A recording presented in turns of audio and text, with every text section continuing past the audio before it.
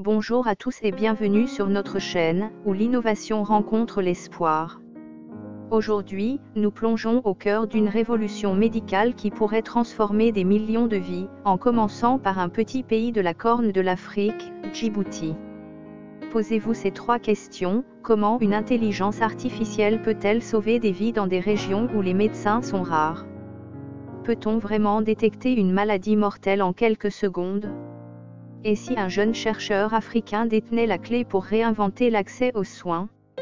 Restez avec nous jusqu'à la fin, car cette histoire est aussi inspirante que révolutionnaire. Nous allons vous raconter l'histoire de Yassine Mohamed Elmi, un doctorant djiboutien en économétrie statistique, spécialiste de l'apprentissage automatique, qui a mis au point une technologie capable de dépister la tuberculose en un temps record. Cette maladie, qui tue encore 1,5 million de personnes chaque année selon l'Organisation mondiale de la santé, reste un fléau dans de nombreux pays africains, dont Djibouti. Mais grâce à Yassine, l'espoir renaît, et nous allons vous expliquer pourquoi cette innovation est un véritable game changer. Pour comprendre l'ampleur de cette avancée, il faut d'abord saisir le défi. La tuberculose est une maladie insidieuse. Elle se propage dans l'air, attaque les poumons et peut rester silencieuse pendant des années avant de frapper. À Djibouti, comme dans beaucoup de régions d'Afrique, le dépistage est un casse-tête. Les radiographies, essentielles pour détecter la maladie, nécessitent des experts pour les analyser, et ces experts sont rares. Dans les zones rurales, appelées déserts médicaux, les patients doivent parfois parcourir des centaines de kilomètres pour un diagnostic, souvent trop tard. Résultat: des vies perdues, des familles brisées, et un système de santé sous pression. C'est là qu'intervient Yassine Mohamed Elmi. Ce jeune chercheur, à peine trentenaire, a grandi à Djibouti, un pays où la chaleur écrasante et les ressources limitées font partie du quotidien. Mais Yassine n'a pas vu ces contraintes comme des obstacles. Pour lui, elles étaient une invitation à innover. Formé en économétrie statistique, il s'est passionné pour l'apprentissage automatique, une branche de l'intelligence artificielle qui permet aux machines d'apprendre à partir de données. Et il a décidé de mettre cette technologie au service de son peuple. Alors, comment ça marche? Yassine a développé une méthode basée sur ce qu'on appelle des réseaux neuronaux à convolution, ou CNN pour les intimes. En gros, imaginez un cerveau artificiel capable de voir une radiographie et de repérer les signes de la tuberculose, comme un médecin expérimenté, mais en quelques secondes seulement. Pour entraîner ce modèle, Yassine a utilisé plus de 4000 images radiographiques provenant de bases de données ouvertes internationales. Ces images, annotées par des experts, ont permis à l'algorithme d'apprendre à distinguer une radiographie saine d'une radiographie montrant des anomalies liées à la tuberculose. J'ai utilisé ces réseaux pour analyser les images radiographiques et détecter automatiquement les signes de la tuberculose, explique Yassine dans une interview à Sputnik Afrique. Et les résultats sont stupéfiants. Sa technologie peut fournir un diagnostic rapide, automatisé et reproductible. En d'autres termes, elle ne se fatigue jamais, ne fait pas d'erreurs d'inattention et donne des résultats fiables à chaque fois. Mais ce n'est pas tout. Cette innovation apporte une cascade d'avantages, surtout pour un pays comme Djibouti. D'abord, elle élimine les erreurs humaines. Même les meilleurs radiologues peuvent manquer un détail après une longue journée de travail. L'IA, elle, est infaillible.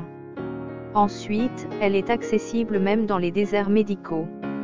Avec un simple appareil de radiographie portable et une connexion Internet, un village isolé peut bénéficier d'un diagnostic de pointe. Et parlons équipement, pas besoin de machines coûteuses ou d'infrastructures complexes. Un ordinateur ou même un smartphone peut suffire pour exécuter le modèle. Pour le personnel médical, c'est une bouffée d'oxygène. Les médecins et infirmiers, souvent débordés, peuvent se concentrer sur le traitement des patients plutôt que sur l'analyse d'images. Et dans un pays où le ratio de médecins par habitant est parmi les plus faibles au monde, chaque minute gagnée compte. Pour illustrer l'impact, imaginons Aïcha, une mère de famille vivant dans un village reculé de Djibouti.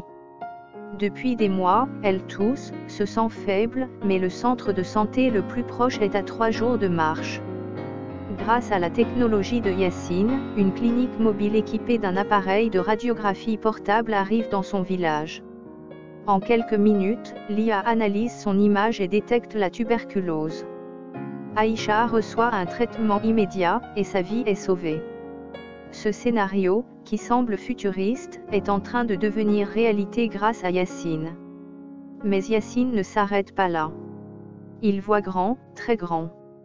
À long terme, je souhaite élargir cette technologie à d'autres maladies respiratoires, comme la pneumonie, et à d'autres types d'imagerie, comme la détection automatique du cancer du sein, confie-t-il.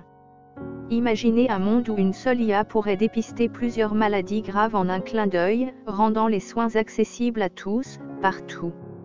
Son rêve ultime? Créer un hôpital intelligent à Djibouti. Un centre où l'intelligence artificielle travaillerait main dans la main avec les médecins pour offrir des diagnostics précis, des traitements personnalisés et une gestion optimisée des ressources. Ce ne serait pas seulement une révolution pour Djibouti, mais un modèle pour toute l'Afrique et au-delà. Bien sûr, le chemin n'est pas sans embûches. Déployer une telle technologie demande des investissements, des infrastructures et une formation pour le personnel local. Il faut aussi surmonter les réticences culturelles face à l'IA, souvent perçue comme une menace pour les emplois humains. Mais Yacine est optimiste. Pour lui, l'IA n'est pas là pour remplacer les médecins, mais pour les aider à sauver plus de vies. Et avec le soutien des gouvernements, des ONG et du secteur privé, son projet pourrait devenir une réalité plus vite qu'on ne le pense. L'histoire de Yacine s'inscrit dans un mouvement plus large. Partout en Afrique, des jeunes innovateurs utilisent la technologie pour relever les défis de leur communauté. Au Nigeria, des drones livrent des médicaments. Au Kenya, des applications permettent aux agriculteurs d'accéder au marché. Et à Djibouti, Yacine prouve que l'IA peut être une force pour le bien, même dans les endroits les plus reculés.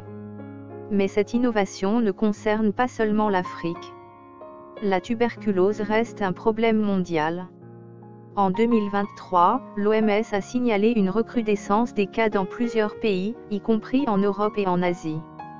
Une technologie comme celle de Yacine pourrait être adaptée à d'autres contextes, réduisant les coûts et améliorant l'efficacité des systèmes de santé partout dans le monde. Alors, qu'est-ce que cette histoire nous enseigne? Que l'innovation n'a pas de frontières. Que la technologie, lorsqu'elle est utilisée avec cœur et vision, peut transformer des vies. Et que des héros comme Yacine Mohamed Elmi, armés de savoir et de détermination, sont en train de réécrire l'avenir de la santé. Nous vous invitons à réfléchir, comment pouvons-nous soutenir ces innovateurs? Que pouvons-nous faire, chacun à notre niveau, pour que des projets comme celui de Yacine se multiplient? Partagez vos idées en commentaire, abonnez-vous pour ne pas manquer nos prochaines histoires, et surtout, parlez de cette révolution autour de vous. Ensemble, nous pouvons amplifier l'impact de ces héros méconnus. Merci d'avoir regardé jusqu'à la fin. Si cette histoire vous a inspiré, mettez un pouce bleu et partagez-la. À très bientôt pour une nouvelle aventure. Si je parle un peu des avantages de la méthode que j'ai utilisée, surtout la méthode de Computer Vision, qui est une méthode très très nouvelle. Donc, la vision par ordinateur, normalement, ou bien appelée aussi le Computer Vision. Donc, c'est une méthode qui permet d'obtenir un diagnostic rapide, automatisé et reproductif, contrairement aux méthodes traditionnelles qui peuvent dépendre de la disponibilité d'un radiologue ou d'être surjetées à des erreurs humaines, par exemple. En Afrique, la ressource humaine est vraiment limitée. Il n'y a pas beaucoup de médecins. Et même s'il y a beaucoup de médecins spécialistes dans le domaine de la tuberculose, on ne peut pas avoir des spécialistes dans toutes les régions, même dans toutes les sous-localités ou bien les régions, ou bien les localités qui sont très éloignées.